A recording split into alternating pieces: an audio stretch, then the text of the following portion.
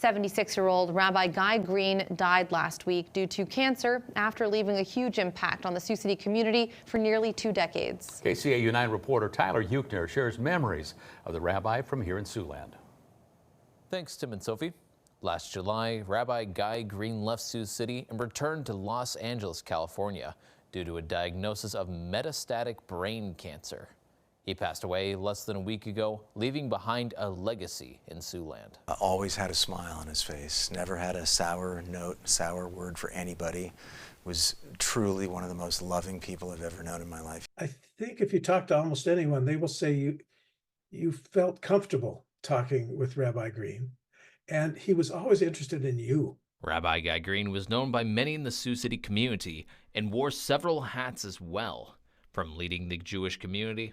Rabbi Guy Greene was our spiritual leader and shepherd for the past 18.5 years. He led more than one trip to Israel with congregants from CBS. He also led ecumenical, non-denominational trips with various people from the community to Israel. To teaching at Morningside University. He taught the kinds of courses that you might expect, Introduction to Judaism or Holocaust and related genocides.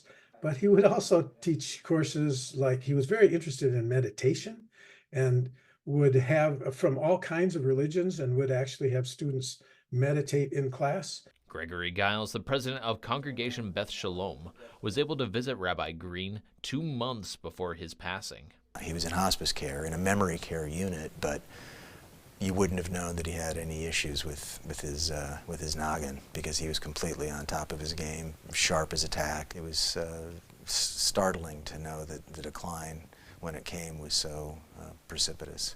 The people that knew Rabbi Greene will have their memories of him now that he's been laid to rest. He married my wife and me before we were even congregants. When we knew he was going to be out in Los Angeles visiting his family, my wife and I, who were engaged, said, let's see if Rabbi Greene will marry us. And he, without missing a beat, he said, of course, I'd be happy to. So he was very gracious about changing his schedule to marry me and my wife in Malibu. On several occasions, he, as a Jewish rabbi, would call me as a Christian on Christmas Day and wish me Merry Christmas. That's the kind of man he was. Rabbi Greene was laid to rest yesterday in his home city of Los Angeles. Many Siouxlanders were able to attend the funeral over Zoom set up by the Congregation Beth Shalom.